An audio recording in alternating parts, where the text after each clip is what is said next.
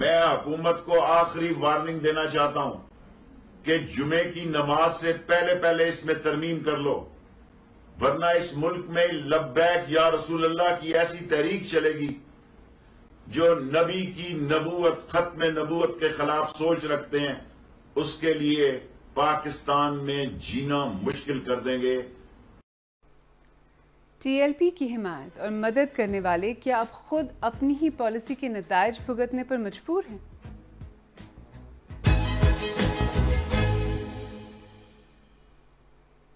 मेरा नाम आलिया नाज़की है और आप सरबीन देख रहे हैं, वो प्रोग्राम जिसमें हम उन कहानियों को समझने की कोशिश करते हैं जो आपके लिए अहम है। तहरीक लब्बैक पाकिस्तान ने कई एहतजाज किए, लेकिन हर बार अपने अहम मुतालबात पूरे कराए बगैर बज़ाहिर सिर्फ आम लोगों की ज़िंदगी मुश्किल में डालकर वापस चली गई। इस मरतबा जो उन्हें मिलिटेंट ऑर्गेनाइजेशन कह रहे हैं, पिछली मरतबा उनका पॉइंट ऑफ व्यू ज़रा मुख्तलिफ था। सर ये हम कर नहीं आपकी तरफ चले ये हमारी तरफ से, क्या हम आपके साथ नहीं है? क्या हम आपके साथ नहीं है? जब फैजाबाद में एक्शन लिया गया और जब लोगों का एक रिएक्शन आया सारे पाकिस्तान में, सारी जगह से हमारी पार्टी के कारकुनों से हमें प्रेशर शुरू हो गया कि वो भी जाना चाहते थे। वो ये नहीं कह रहे थे कि जनाब ये कोई पॉलिटिकल चीज़ है, वो अपने अकीदे के ऊपर, वो नबी सल्लल्लाहु अलैहि वसल्लम के साथ सारे कौम खड़ी थी।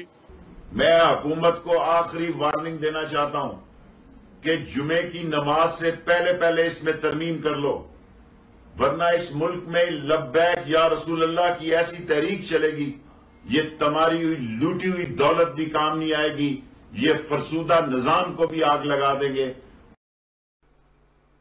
तो टीएलपी के माजी के धरनों में क्या हुआ था देखें। पहला बड़ा धरना और मुजाहरे नवंबर 2017 में हुए। इल्ज़ाम था कि मुस्लिम लीग की हुकूमत तौहीन मजहब के कानून में तरामीम की कोशिश कर रही थी। नवंबर 2020 के एहतजाज में मुतालबा ये था कि फ्रांस में पैगंबर इस्लाम के खाकों की इशाअत की वजह से पाकिस्तान फ्रांस से अपने सिफारती ताल्लुकात ख़त्म कर दे। कई रोज़ के धरने और एहतजाज के बाद पीटीआई की हुकूमत और टीएलपी के दरमियान मुआहदा तय पाया कि हुकूमत मामले को पार्लियामेंट में ले जाएगी। तो आखिर टीएलपी बार बार इस तरह सड़कों पर निकलकर हुकूमतों पर दबाव डालकर हासिल क्या करना चाहती है? आज तक तहरीक लब्बैक या रसूलुल्लाह पाकिस्तान ने किसी के कहने पर ना एहतजाज किया है और ना आइंदा हम करेंगे, लेकिन लब्बैक के बनाने में ना किसी रियासती इदारे का किरदार है, ना इसको चलाने में किसी रियासती इदारे का किरदार है। हमारा एहतजाज जो है वो फ़कत नामूस रिसालत के लिए, अकीदा ख़त्म नबूवत के तहफ़्फ़ुज़ के लिए है। हाँ, जब लॉ एंड आर्डर की सूरत हाल पैदा होती है और उस वक्त अगर रियासत के लोग, इदारे जो हैं वो हमसे रब्ता करते हैं कि पुरअमन तौर पर इस मामले का हम हल चाहते हैं, तो हम उनके साथ टेबल पे बैठ जाते हैं। मुज़ाकराती कमेटी आए, वो भी आए, हम बैठने के लिए तैयार हैं और पुरअमन तौर पर हम इस मामले को हल करना चाहते हैं।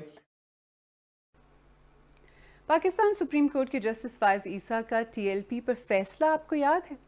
2017 के धरने के बाद जस्टिस काजी फायज ईसा ने लिखा था कि हर शहरी और सियासी जमात को पुरअमन एहतजाज का हक है, लेकिन उन्होंने ये भी लिखा कि जो रोड ब्लॉक करते हैं और प्रॉपर्टी को नुकसान पहुंचाते हैं, उनके साथ कानून के मुताबिक निपटना चाहिए। उन्होंने लिखा कि आईएसआई की रिपोर्ट के मुताबिक शेख रशीद अहमद, एजाजुल हक, पीटीआई की उलमा विंग और शेख हमीद ने टीएलपी की हिमायत की थी। उन्होंने उस वीडियो का भी हवाला दिया जिसमें फौजी एहलकारों को मुजाहिरीन को लिफाफे में पैसे देते देखा जा सकता है, और उन्होंने कहा कि इस ख्याल को रद्द नहीं किया जा सकता कि आईएसआई ऐसे मामलात में मुदाखलत कर रही है जिससे उसका कोई ताल्लुक नहीं। इस धरने की कवरेज के मुतल्लिक जस्टिस ईसा ने लिखा कि पेमरा अपने ऑर्डिनेंस के मुताबिक उन चैनल्स के खिलाफ कार्रवाई नहीं कर सकी जिन्होंने टीएलपी की हिमायत की और मुजाहिरीन के बयानात नश्र किए। खैर, टीएलपी के एहतजाज और धरनों का सबसे ज्यादा असर तो आम लोगों पर ही पड़ता है। मेरा जो घर है ना, उसके सामने से धरना शुरू हुआ था। अब हम सुबह जिम जा रहे थे तो इस साइड पे वो खड़े थे मौलवी, इस साइड पे पुलिस वाले खड़े थे। अब हम जिम नहीं जा पाए क्योंकि हमें डर था ये आपस में लड़ पड़ेंगे।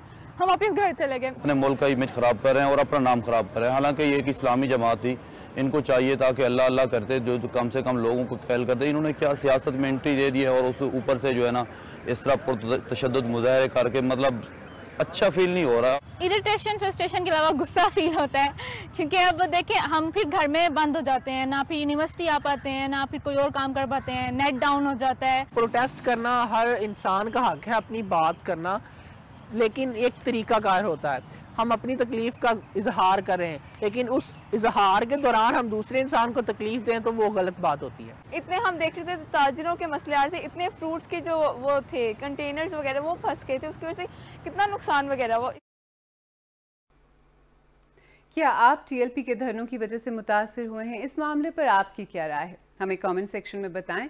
और अगर आपको हमारा प्रोग्राम पसंद आ रहा है तो हमारे यूट्यूब चैनल को सब्सक्राइब करें और जो बेल आइकॉन है उस पर ज़रूर क्लिक करें। टीएलपी के साथ मुज़ाकरात भी नॉन कंट्रोवर्शियल नहीं। पंजाब पुलिस के कई जवान हलाक हो चुके हैं और पुलिस को भी हुकूमत से शिकायत है। पुलिस में एक तासुर पाया जाता है कि शायद सियासी मकासद को हासिल करने के लिए पुलिस को सामने किया जाता है, जिससे उनका नुकसान होता है और उसके बाद मामला रफा दफा हो जाता है। हाल ही में लाहौर के सिटी पुलिस चीफ CCPO जो है उनकी एक वीडियो सामने आई जिसमें वो जवानों से खिताब कर रहे थे। इस खिताब के दौरान उन्होंने उनकी हौसला अफजाई करते हुए एक जुमला कहा जिसमें उन्होंने ये कहा कि अगर उन्हें कोई जख्मी करेगा उनके साथी को तो वो उसका बदला लेंगे। हमारी कुछ पुलिस अफसरान से बात हुई जो अपना नाम जाहिर नहीं करना चाह रहे थे, लेकिन उनका ये कहना था कि ऐसा तासुर ज़रूर पाया जाता है कि पुलिस को सियासी मकासद के लिए सामने किया जाता है जिससे उनका नुकसान होता है और बाद में सियासी तरीके ही से उस मसले का हल निकाला जाता है। तो अगर ऐसा ही करना होता है तो ऐसा पहले क्यों नहीं कर दिया जाता? लेकिन हुकूमत कहती है कि उसकी स्ट्रैटेजी सही है।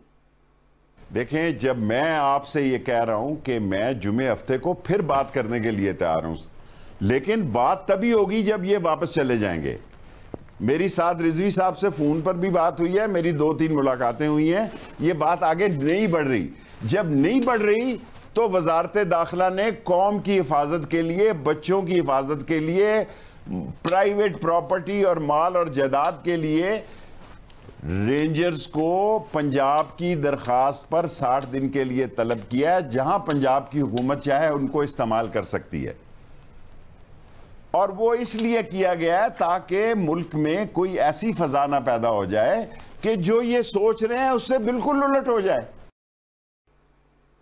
कहते हैं ना कि इंटरनेट कभी कुछ नहीं भूलता, न भूलने देता है। ट्विटर पर जरार खोड़ो ने लिखा कि जो लोग फैजाबाद धरने की हिमायत कर रहे थे आज टीएलपी को रियासत दुश्मन करार दे रहे हैं। जो फैजाबाद जजमेंट को बुरा भला कह रहे थे आज ये पूछ रहे हैं कि उस पर अमल क्यों नहीं हुआ। सलमान मसूद ने लिखा कि टीएलपी के साथ हुकूमत की स्ट्रैटेजी ऐसी है कि सुबह ताकत का मुजाहरा, शाम को नरमी से बात और रात को खुशबू भरा हैंडशेक। और जमात इस्लामी के अमीर सिराजुल हक ने कहा कि हुकूमत गैर संजीदा और वज़रा झूठ बोल रहे हैं। हुकूमत और टीएलपी मुज़ाकरात से मामलात हल करें। तो इस स्टेज पर अब हालात को कंट्रोल में लाने के लिए क्या किया जा सकता है?